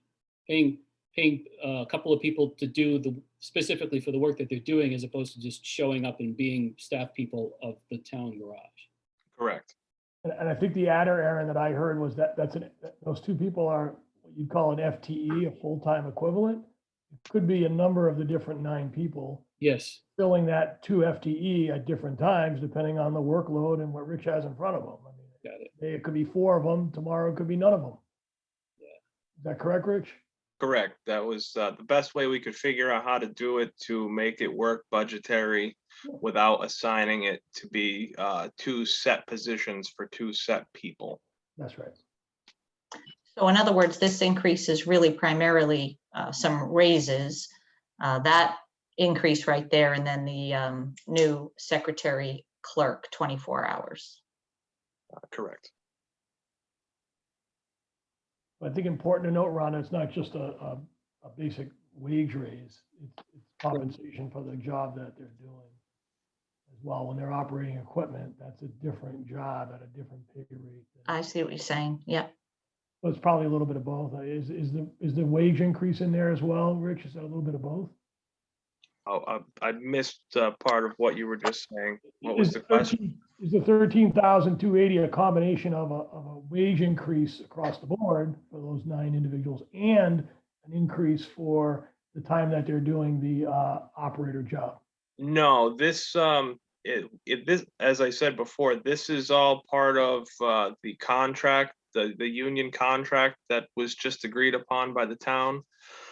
So the union employees are taking a 0 increase this year due to other things that they were able to succeed upon in the contract, and also the fact that they've gotten 2% back-to-back 2 years in a row. So the 13,280 would just be specifically the cost of those 2 operator justifications for the term of the year, which was also a contracted increase. That's part of the union contract to add those 2 basically floating positions, which if I remember correctly, was signified as $1.50 per hour increase during the times that they were assigned. Somewhat of a de facto raise because it's the same work they were doing last year. They'll get compensated for doing it this year, right? Thank you. Good point. On the secretary, part of that, remind us, please, how much of that moved over and how much of that is incremental? Because there were some hours that were there already, right? We had 11 hours. I believe that was it 11 or 13 hours? 11 hours. 11 to 22. Was noted as Public Works as opposed to the hours that were worked for the town hall. Now you go into 24 hours? Correct. 3 days per week.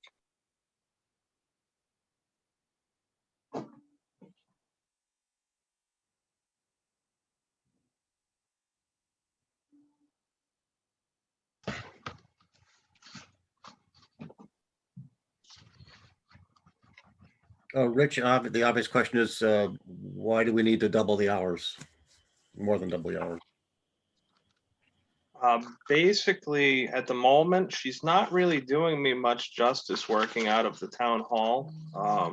That was how it was laid out when I started here 3 years ago. And a lot of the question has been, what necessitates the need at the highway department to have somebody on site as a assistant. And basically what it comes down to, and I do believe that everybody was provided with a list of responsibilities that were put together for that position. So a lot of those things are kind of sort of not happening at the moment because they all fall on me. Basically on a week-to-week basis, Kelly is working at the town hall. She's for my department, she's handling my billing on a weekly basis. I bring in my invoices. She handles and tracks all of my purchase orders and submits things to the finance department for payment.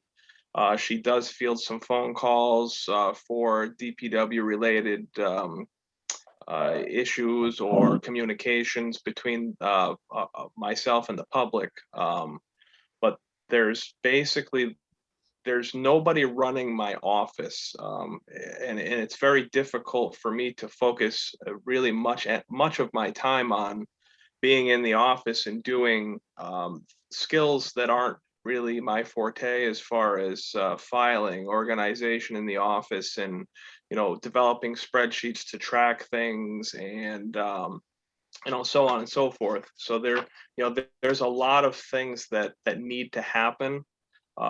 Especially now that we're branching kind of into new territory with trying to be more compliant with OSHA regulations and safety and trainings and so on and so forth, that I need need that support system in place, and every other highway department around here has that type of support, at least in a larger town like we are. You know, to be able to have somebody there to handle all of these tasks that I really, unfortunately, we haven't been done. Prior to my time, haven't been done, and a lot of things are still currently not getting completed, or at least, you know, not getting completed in the manner they should be, because I can't afford the time to it. There's just too many other responsibilities that have come forth in my job over the last 3 years that we've never done before, that we need to do, and we are doing to move forward with the improvements that we're working on. So it's basically it's a much needed support system to handle the office operations.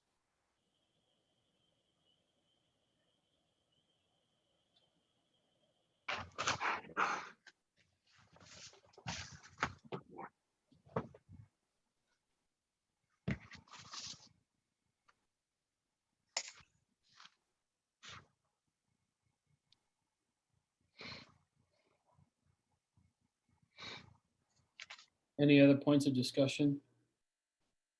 I have a One question. other point, Aaron, it's similar to what Steve had brought up earlier.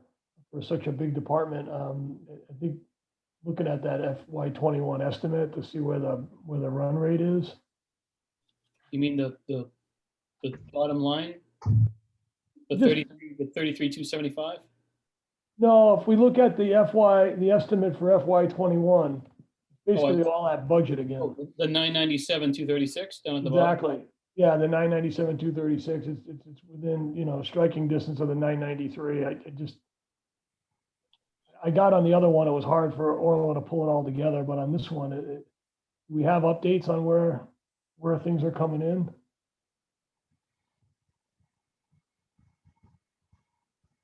For me, it's very useful to look at the current or the year we're in, the most current year.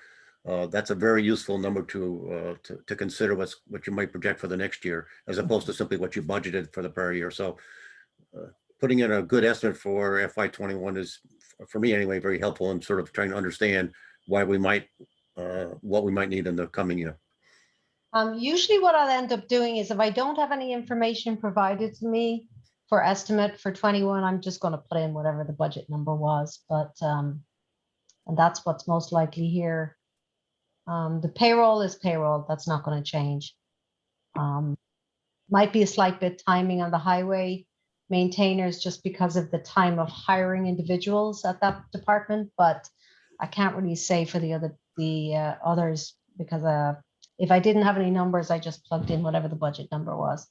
Well, like overtime, for example, is it's going up 50%. It's from budgeted and 20% over what was the year before. I'm sort of want to make sure that current year estimate's something we understand. Sure, I think that's, I mean, something like that. If I see the numbers year to date are substantially higher than where budgeted are, and if I don't have any numbers specifically, I'm going to enter in what I think would be the estimate. So in that case, most likely overtime in this particular line item was already higher. I'm just in the back end here checking actually. Or I can answer that. Go ahead, Rich. So at the time of putting my budget proposal together, I kept my my printout for what my year-to-date expenditures were for at the time that I wrote my budget. And I have it in front of me. So for overtime expenses, we were this was printed January 12th. That's when this report was run. So at that time, our overtime expenses were $10,345.80. So we were negative $2,345.80, which was that was what drove the increase, was trying to figure out where we would be come the end of the fiscal year. And basically there again, what's driving those costs is you know, the increased amounts of road construction that we've been doing, the increased need for our services after hours, you know, which are beyond our control, whether it's windstorms or car accidents for road closures, just, a brief, the wind blows and a couple of trees come down and we're out closing down roads. So there's been a significant increase in our overtime. And I try to do my best to, not have extra people coming into work when they don't need to be there. It just, one of the unfortunate things is like, we get a phone call, tree down in the middle of the night, no wires involved. That's two people coming into work. And if it takes them a half an hour per their contract, they're getting paid 2 hours minimum for showing up. So and I say two people because I won't call in one person if they're running equipment or running a chainsaw. There has to be somebody else there to maintain safety. If it's a simple road closure, I call one person in, they go out, they put up a couple cones and barricades and they're back home in bed in, usually an hour, but we're still paying 2 hours.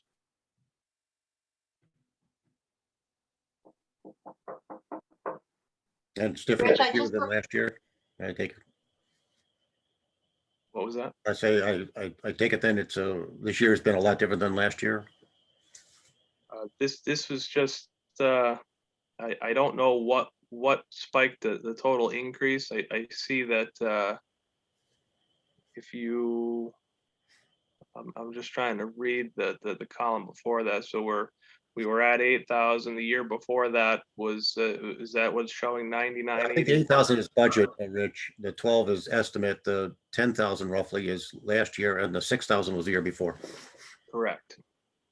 Rich, So I just took a look at the numbers. To date, we have 11,363. Okay. Yeah. So we're So yes, that definitely. seems reasonable. I mean, my question, why it's bigger than prior years, but at least the estimate seems not unreasonable.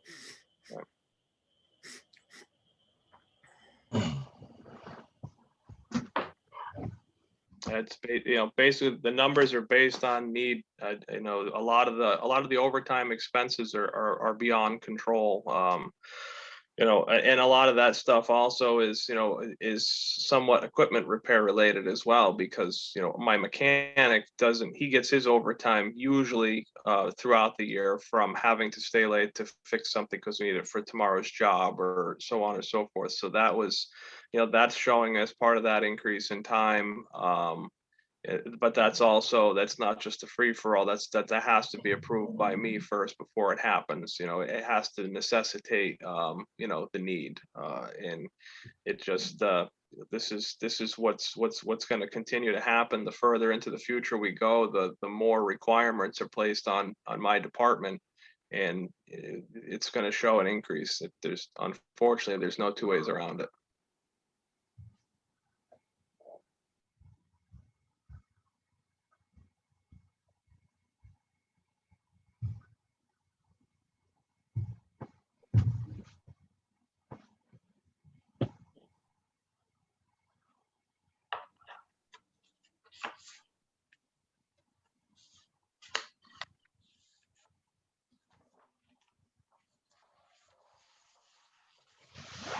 Anything else in this top section here, these first 7 lines?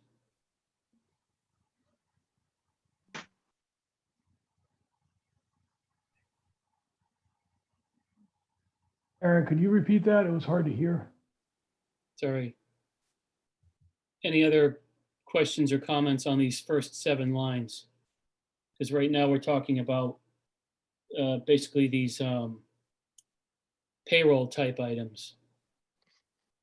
I know we've got some other items further down in the Public Works budget that are not payroll related. So I figured I'd ask if there's any more questions or comments on these top 7 lines that are payroll oriented.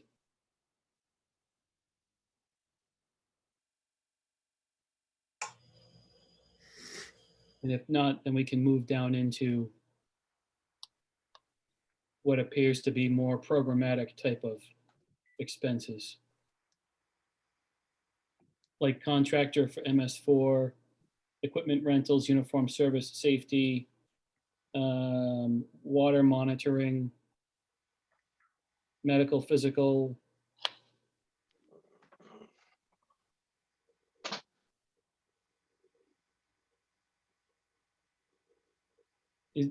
Rich, is there a story behind this contractor for MS4? It looks like it's gone up by a pretty decent clip in the last few fiscal years. Most of that is, it's required for our state MS4 permit. But the one thing that did change, which is an increase, is this coming year, we're going to be switching over to J&D Engineering to do our annual reporting for our MS4 permit. With a lot of the costs associated are permitting and engineering, and also sampling and so on, that has to do with tracking our stormwater and the pollutants that we're putting into the rivers, which it's required by the state. So in the past, our wetlands agent has handled all of our reporting for MS4 on a yearly basis. Currently, we're a little out of compliance. I know that Marla has had some health issues as she was injured last year, and it really affected her ability to make her deadlines as far as what was going on, and she's kind of gearing down for retirement. There's really all of the Amy will agree that the MS4 stuff is very confusing to somebody that doesn't have any sort of a background in that type of science. And you can get lost rather easily. So most of our local towns that are involved in the MS4 program are actually utilizing J&D to do their annual reporting. And because they do assist us with a lot of the tasks associated with the MS4 program, we just thought that it was a natural move to also bring that over to them, so we can bring ourselves back into compliance and continue to move forward with our permitting.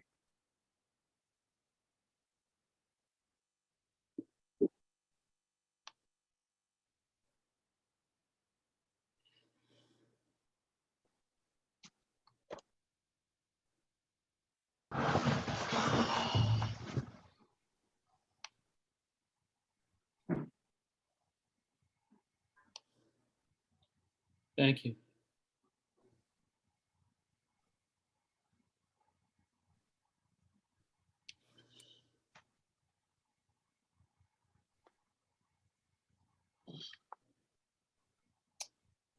Any other questions or discussion on other areas of the Public Works budget?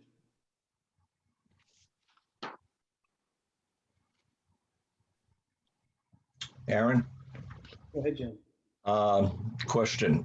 Is it too early to talk about capital requests for the Public Works Department?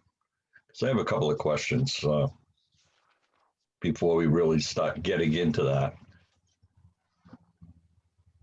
Does it require us flipping down to that capital improvement? Well, it's all related. You know what I'm saying? I mean, we're talking numbers up here, but we're talking equipment, but it's all part of their full budget.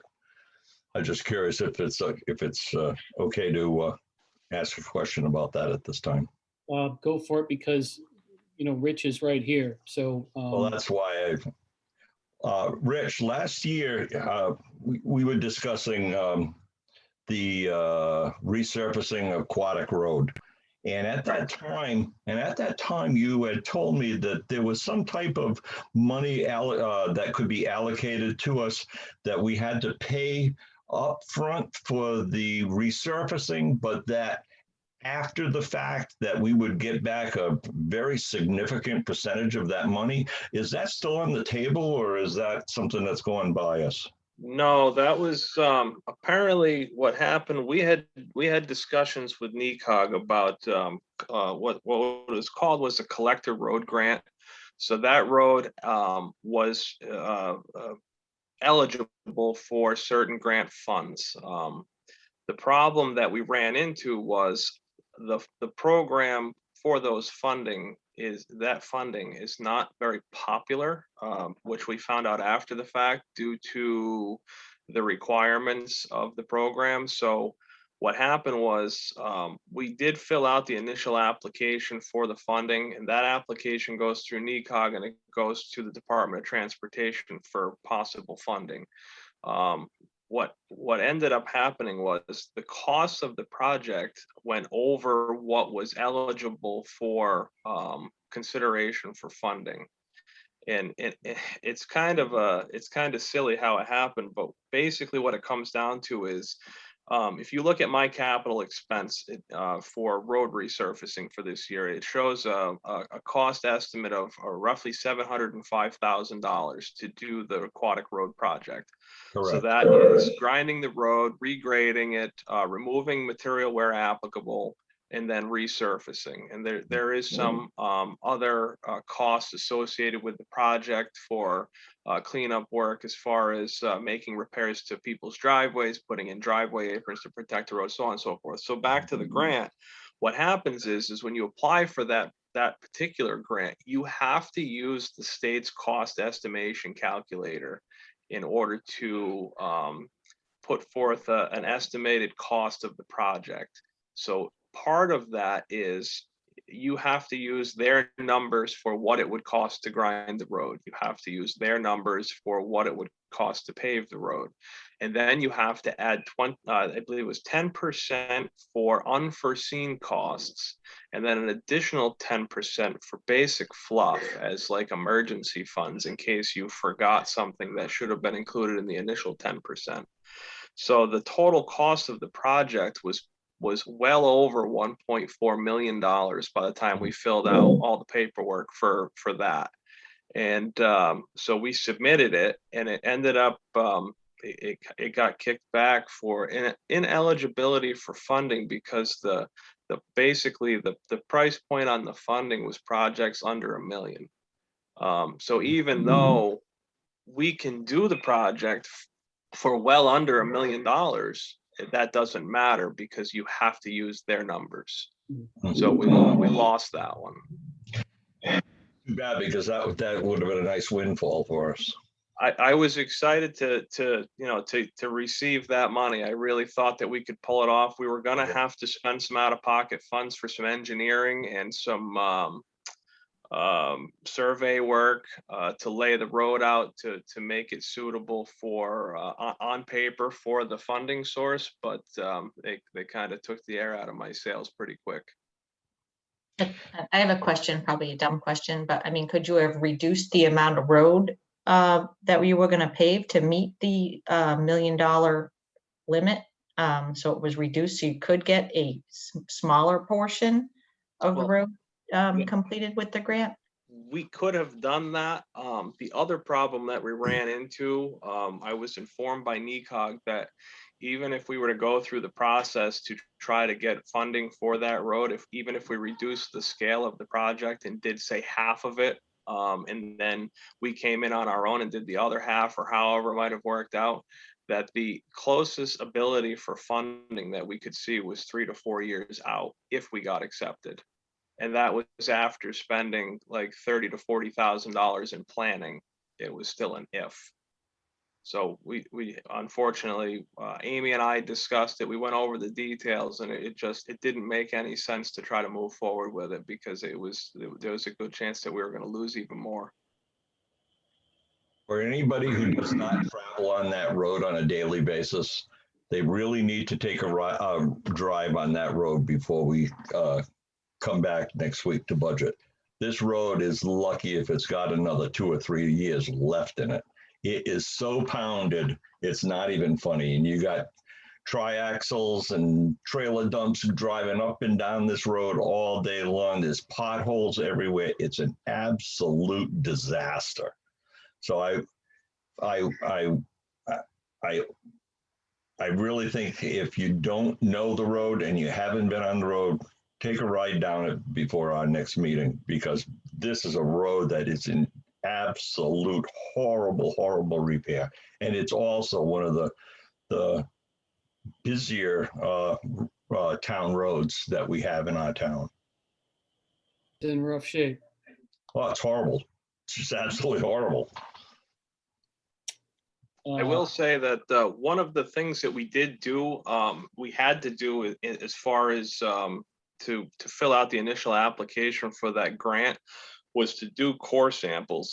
So if there's anybody that's unaware of what a core sample is, it's basically of a large drill, stand-mounted drill with a 4 or 6 inch diameter circular auger bit that you drill down through the road surface, and you can pull those cores out and see what that road is made out of. So we had All States Asphalt come in and we did 4 core samples along the road. All basically, we split it up into quarters and we just drilled a hole at each quarter. That's what they were looking for, was just an example of what the road was made up of. And the first 3 cores that we did, we didn't return with any actual asphalt. So what you would traditionally see as HMA asphalt, which would be in your driveway, for example, or if you've driven down any of the roads that I've paved since I started here, there's a difference in the material, that wasn't there. But the more interesting part of that was what was there was the first 3 holes. The top layer was about 3/8 of an inch thick of oil and stone, which was a very popular process that the town of Thompson has been using for years. The next layer was about 1.25 inches of what in the paving world would be considered a stripped material. And I'll get back to the stripped material in a second. Under that stripped material was another 3/8 of an inch to 1/2 inch of maybe a couple of layers of oil and stone. And that was it. Underneath that was just sand and gravel. So back to the stripped layer. So that 1.25 inches. So now picture an Oreo cookie. So you have the chocolate flavored cookie on both sides, and you have the cream filling in the center. So that stripped material is basically the cream filling. What it is it was an asphalt based product, whether it was a cold mix or something else. It has aggregate in it. It's like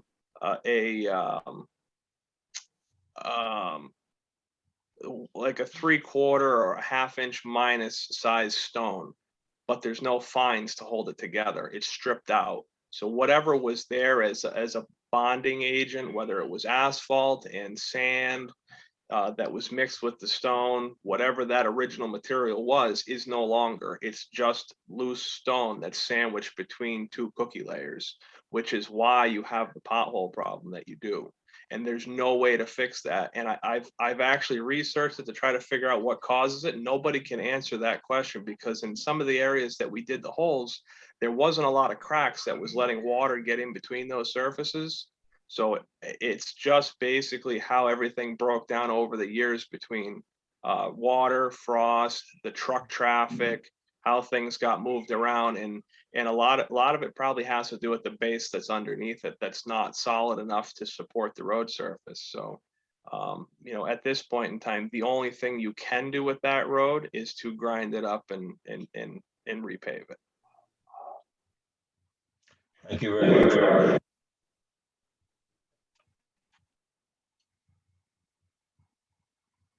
I know we popped down to this section in the capital improvement plan from we were in the operating budget. I'm also noticing that it's about 9 o'clock. It did feel, I don't want to necessarily speak on behalf of anyone, but it felt like our questions were starting to quiet down on the operating section of Public Works, which is 3202 in the operating budget. I think, which is why we hopped down to the capital improvement plan while Rich was on the call. And just for the sake of noticing that it's about 9 o'clock, any other questions or comments on the Public Works section of the budget before we adjourn for the evening? Aaron, I know it's after. No, no, nine. go ahead. I do have two quick ones. Yeah. The first one is with, I just have noticed, I know we're moving from diesel to gas. Rich, thanks for having us at the town garage. We learned a lot. So I would expect some decrease because cost of gas is less than diesel, but you got a big drop and I've been noticing prices at the pump going up. Is that do you feel like that's real? Are we really going to reduce it a net 13,000, 5 up and 18 down combined? I don't believe that those changes actually have anything to do with the highway department equipment. I think that's going to be more of an Orla thing as far as the contract that she negotiated for us and the pricing for this year. Yeah, that's Um, correct. Yeah, that is correct. Those rates are purely based on what we've contracted with Dime Oil for fiscal 22. I can send you guys a copy of the list. I don't have the numbers in front of me, but yeah, there was a savings on both line items. Gasoline in the past, our usage was higher than what we had budgeted. So, you know, for example, our budget for the current year is 25,000, but last year was 32. So we're anticipating 25 this year just because our rate is a little bit less and maybe our usage will be down a bit, but the dollars in here are purely based on what the contracted dollars are and the rates. And I'll email you that information after the meeting. So these have already been locked in, the rates? They are locked in, correct. Okay, great. So, and this is also one of those things that we receive offset income, not for everything, but there is an item in our local revenue for fuel reimbursement, and that includes fuel reimbursement for from the school, the fire departments, and other entities within the town. But all the expenses come out of this line item.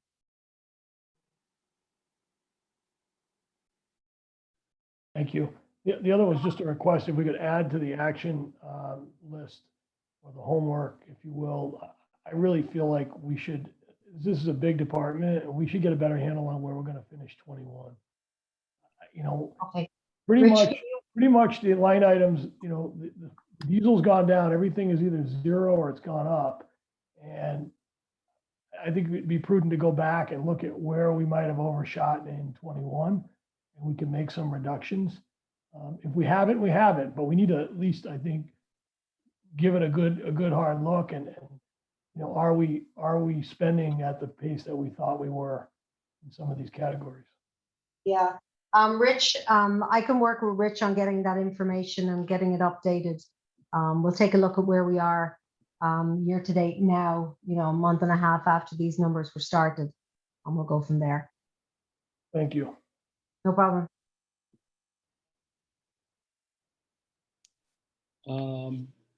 So it's 9:05. Well, in the interest of trying to find an Oreo after that discussion, I'll make a motion, we adjourn. Does someone want to second that? I'll second. So Steve has the motion and Rhonda has the second to adjourn. Steve, all you got to do is go find a glass of milk for that Oreo. All in favor of adjourning signify by saying aye. Aye. Aye. Anyone opposed? Anyone abstain? This carries 6-0. It's 9:06 p.m. Good night, everyone. We'll see you next week. Sounds Good good. Thank you. Everyone.